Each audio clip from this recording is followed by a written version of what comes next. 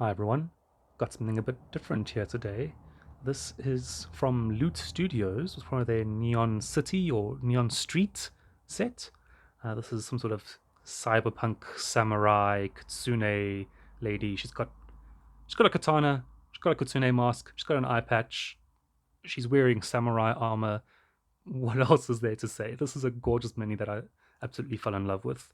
And also, I saw a video from the good old Sonic Sledgehammer that I'll post a description.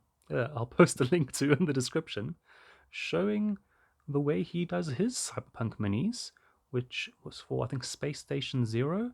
That you'll see here. This is effectively not slap chop or underpainting or anything. This is just contrast paints and then highlights made with that same color contrast paint. Let's take a look and see what I mean. Let me just start off by pointing out these little pimple things. These are just leftovers from when I removed the supports. I didn't do a very good job removing the supports, so please just ignore those. I should have filed them off before undercoating. Speaking of undercoats, I've hit this one with a grey sear undercoat because I'm doing contrast paints. I decided grey sear instead of wraithbone because I want that sort of cold light like you'd get from a lot of, let's say, like a lot of artificial light instead of warm natural light. I'm going to start off with her trousers. I've chosen a nice sandy color. This is Agaros Dunes, and this is going to go over the pants over there. It's always nice to start at a lower level, so I'm going to start there and then work my way up. This will just be for the pants, nothing else on the model. I really like how nice those folds of fabric look with that contrast paint already. Let's move on to the armor. I have here some orc flesh. It's a nice, almost dark emerald blue, I would say. Oh, more green. Look at me, I can't get my basic colors right. This is going to go over all of the armor plates, just making sure that it doesn't pull too much in those recesses. So that is going to be her armor plates on the side there, just being very careful around that, what do you call that stringy thing? In addition, her top is also quite armored, so I'm going to paint it as if it was made of the same material as her side armor. Ah, look at that. The contrast paint going into those recesses looks amazing already. This is one of my favorite blues, Talisar blue. So I decided the best way of using this would be the clothing. So there's this little piece that hangs down over here. I'm going to be very careful to avoid the stringy bits.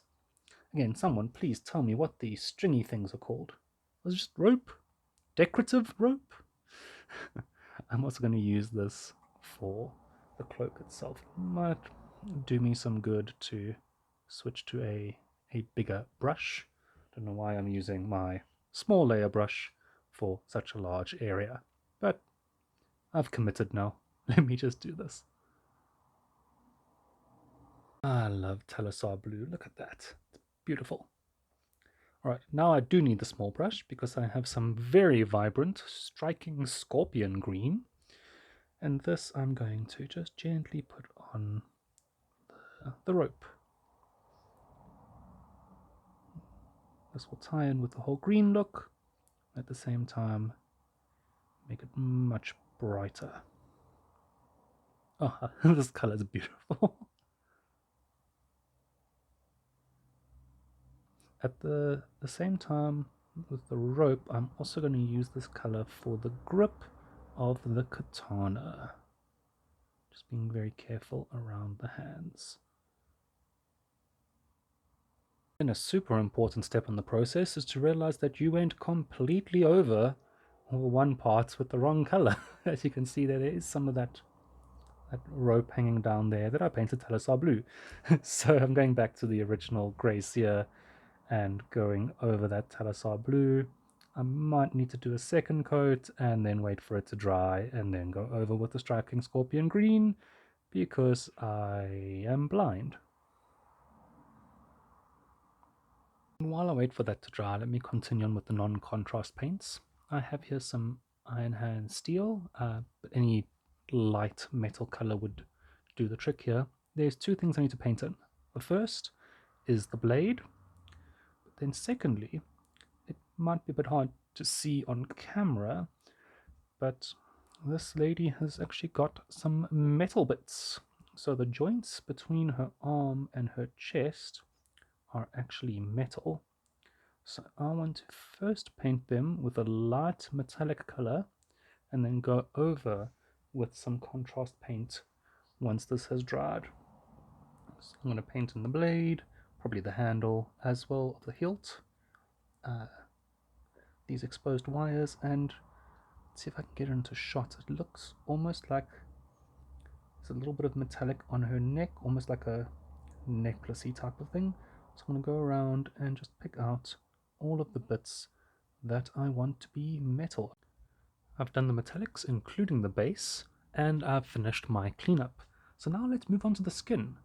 I have here some Gulliman flesh, and I'm going to go over all of the skin, just missing the metallic details that I just painted in there.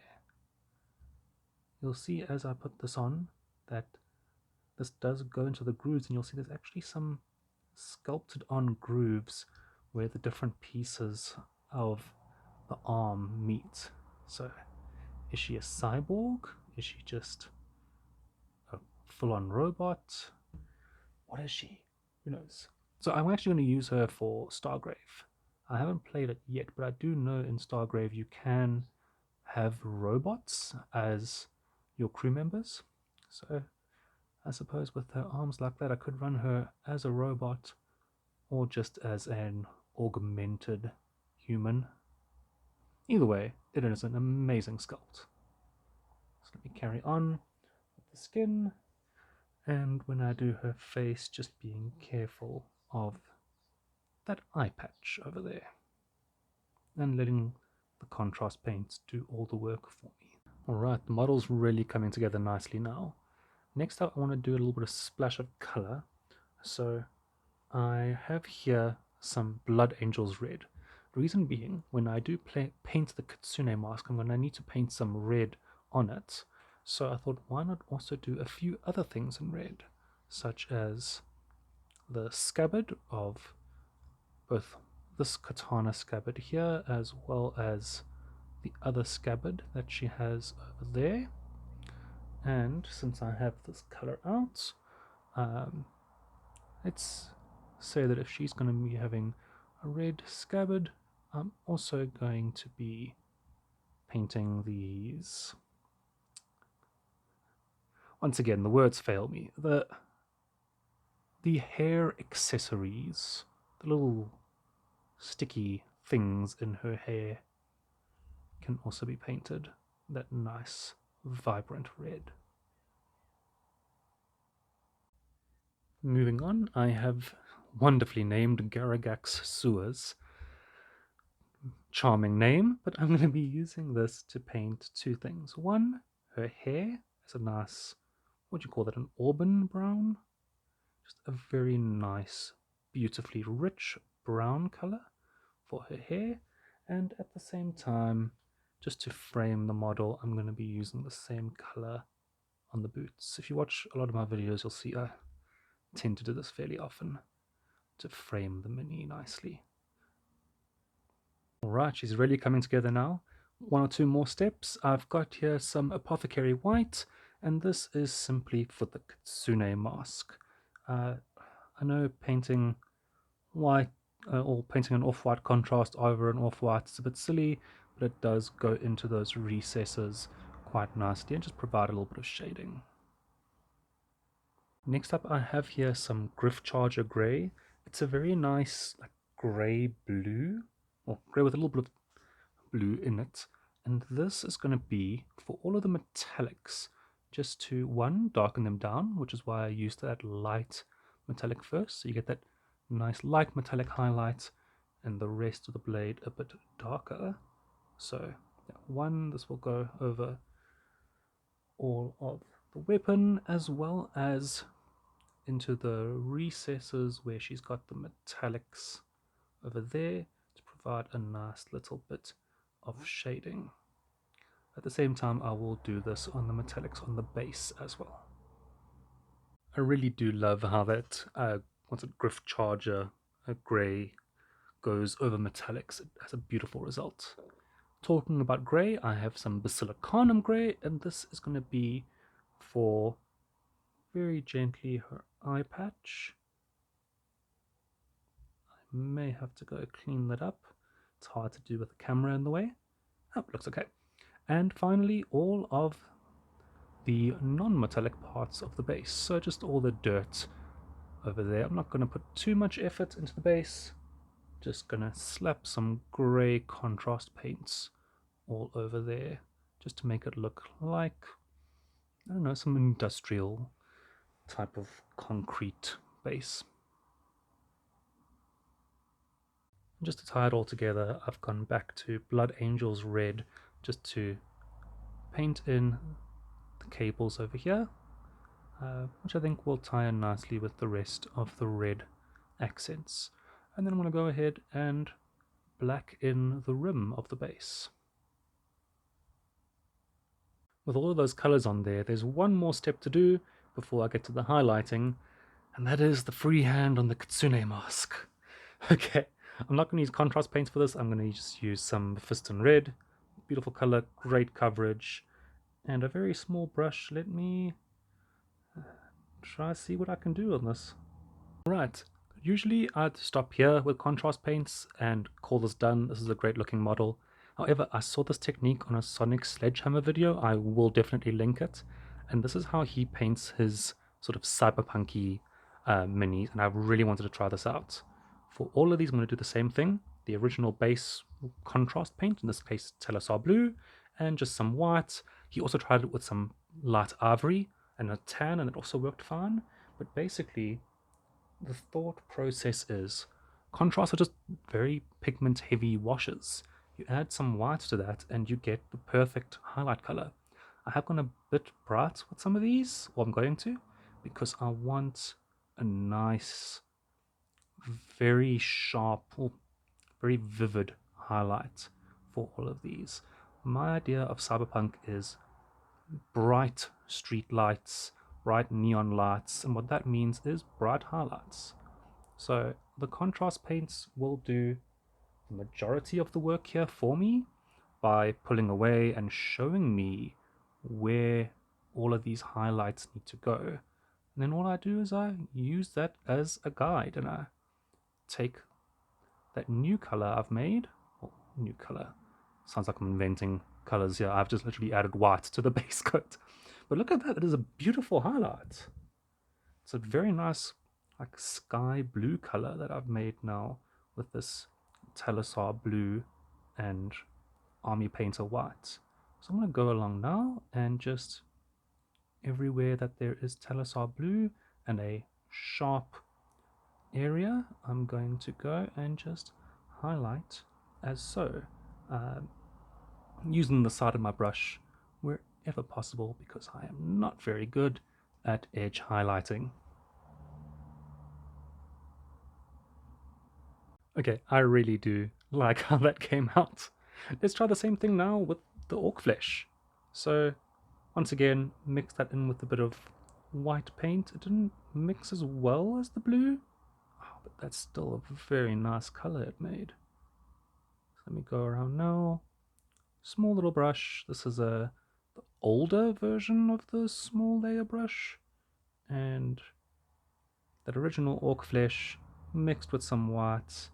Let me go along now and edge highlight the orc flesh. Not the best edge highlighting there, but let's continue on.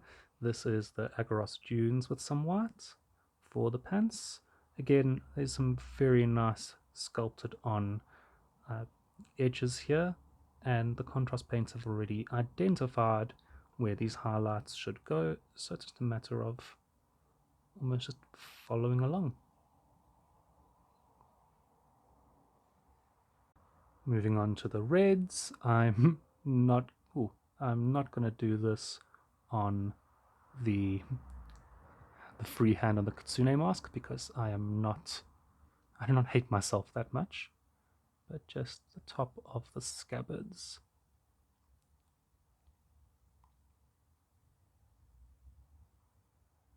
Now for the skin, I've decided to mix in a drop of pallid witch flesh instead of the pure white, just to see if that would give it a tiny bit more warmth instead of just a cold white.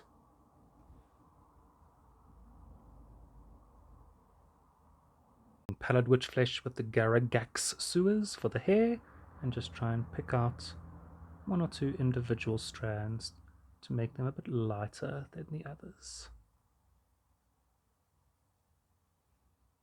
And as a final touch, I'm going to go back to the original metallic color. This is Iron Hand Steel, just to brighten up the highlights of the metal edges.